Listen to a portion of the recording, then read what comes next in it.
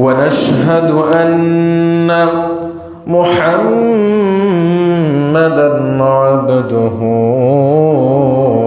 ورسوله صلى الله تعالى عليه وسلم أرسله بالحق بشيرا ونذيرا وداعيا إلى الله بإذنه وسراجا منيرا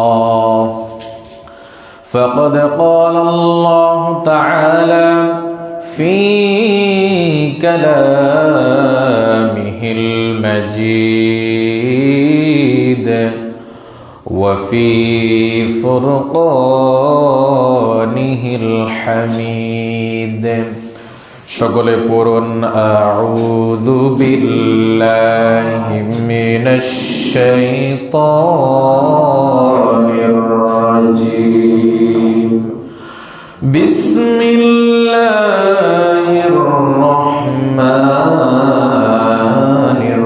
রহিম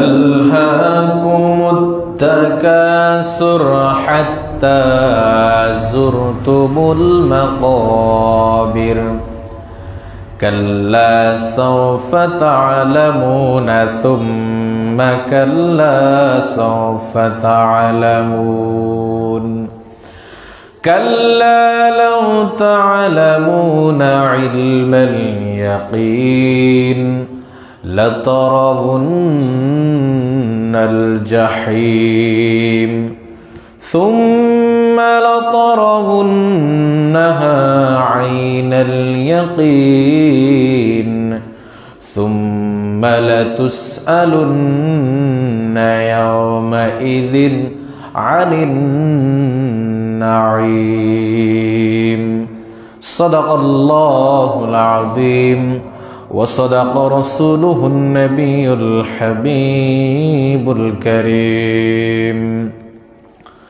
في شان حبيبه ومحبوبه ومعشوقه مخبرا وآمرا إن الله وملائكته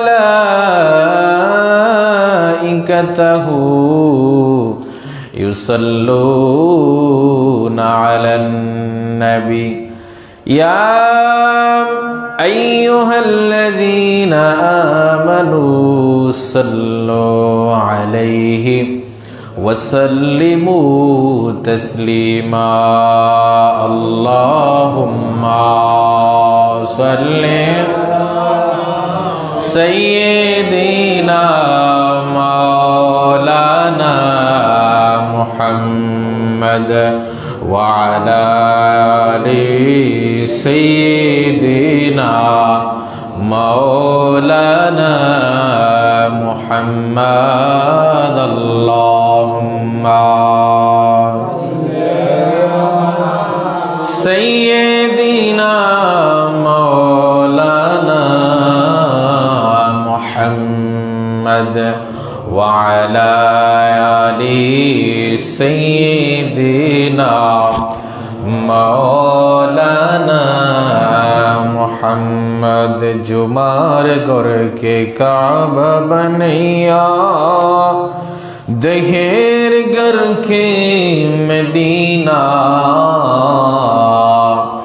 जयनामाजे বসে বসে দেখবো সোনার মদিনা আল্লাহুম্মা সাল্লি سيدنا مولانا محمد وعلى آل سيدنا محمد اللهم صل على شغل محبتي مولانا محمد وعلى آل سيدنا مولانا محمد لا إله إلا الله সবাই জবান খোলে লা ইলাহা আল্লাহ লা ইলাহা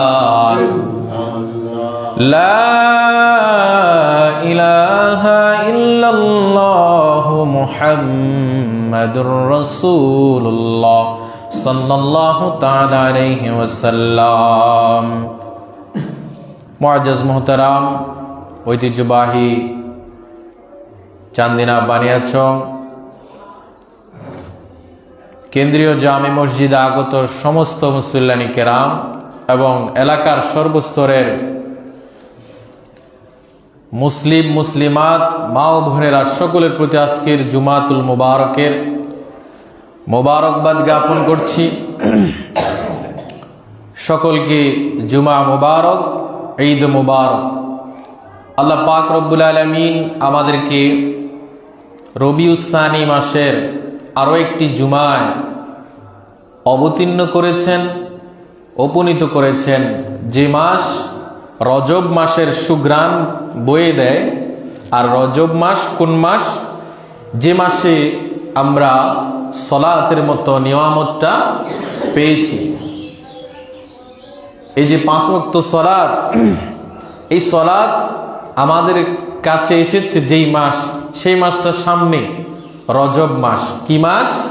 রজব মাস। 27 তারিখ নবীজি মিরাজ করেছেন, আপনারা জানেন।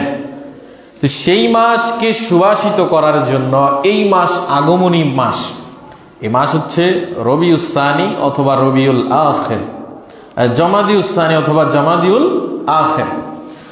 আরো একটি জুমা আমরা উপস্থিত হতে পেরেছি, এজন্য আল্লাহ পাক রব্বুল আলামিনের দরবারে আমরা শুকরিয়া আদায় করি। বলুন আলহামদুলিল্লাহ। সেই সাথে দুরুদ সালাম প্রেরণ করেছি নবী করিম সাল্লাল্লাহু আলাইহি সাল্লামের দরবারে। আমাদের দুরুদ সালাম যেন কবুল হয়, সকলে বলুন আমিন। সম্মানিত হাজিরিন, আজকে কোরআনুল কারীম থেকে একখানা সূরা আপনাদের সামনে তেলাওয়াত করেছি। সূরাতুত তাকাসুর নামে আল্লাহ রাব্বুল আলামিন একখানা সূরা দিয়েছেন। 30 নম্বর পারা, 30 নম্বর পারায় সূরাতুত তাকাসুর নামে যে গুরুত্বপূর্ণ সূরাটি কোরআনুল কারীমের মধ্যে আল্লাহ পাক রব্বুল আলামিন আজ থেকে 1500 বছর আগে মানুষের উদ্দেশ্যে নাজিল করে দিয়েছেন, মানুষের উদ্দেশ্যে বয়ান পেশ করে দিয়েছেন। আজকে আমরা ইনশাআল্লাহ সেই সূরা থেকে গুরুত্বপূর্ণ যে নসিহতগুলো জানার চেষ্টা করব। সকলে বলুন আমিন। আর জোরে বলে আমিন। আল্লাহ পাক আপনাদেরকে শোনার এবং আমাকে বলার তৌফিক দান করে আরো একবার বলে আমিন। এই সূরাটি 8টি আয়াতে বিভক্ত। কয়টি আয়াত? 8টি। রুকু 1টি এবং সূরাটি মক্কায় নাজিল হয়েছে। যখন আমাদের পেয়ারা রাসূল সাল্লাল্লাহু আলাইহি সাল্লাম যখন মক্কায় ছিলেন, তিনার মক্কাতে এই সূরাটি নাজিল হয়েছে। দেখুন কি আজীব একটা বিষয়। কেউ যদি বলে যে কোরআন আগে নাকি নবী আগে, অথবা এটার সাথে এটা কম্পেয়ার করে যে নবী বড় নাকি কোরআন বড়, এটার আনসার আপনার কি হইতে পারে? এটার আনসার আপনি শোনার আগে আপনি দেখেন নবী করিম সাল্লাল্লাহু আলাইহি সাল্লাম যখন হেরা গুহায় ছিলেন, কোরআন কি তখন হেরা গুহায় গিয়েছিল নাকি উহুদ পাহাড়ের মধ্যে গিয়েছিল? বলেন, হেরা গুহার মধ্যে গিয়েছিল। আবার আমার আপনার নবী দু জাহানের সরদার কামলিওয়ালা নবী যখন মক্কায় চলে গেলেন, কোরআন তো আর মদিনায় থাকে নাই, কোরআনও চলে গেল কোথায়? মক্কায়।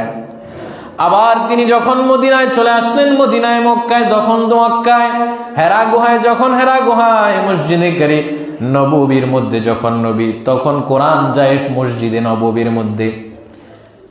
নবী যেখানে কোরআন সেখানে যায়, কোরআন নবীকে ছেড়ে দিয়ে অন্য জায়গায় নাজিল হয় না। তার মানে আপনি বুঝার বাকি নাই যে কোরআন আর নবীর সম্পর্ক এটা কতটুকু কেমন হইতে পারে।